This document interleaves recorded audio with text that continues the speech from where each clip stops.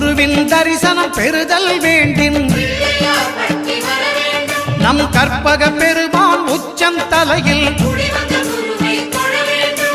ஆலமர் செல்வன் அவனது பார்வை தடைகளை நீக்கி வளம் பெருக்கும் நம் கணபதி சிரத்தை காண்கிற மங்கையர் மாங்கல்ய பலமே திடமாகும்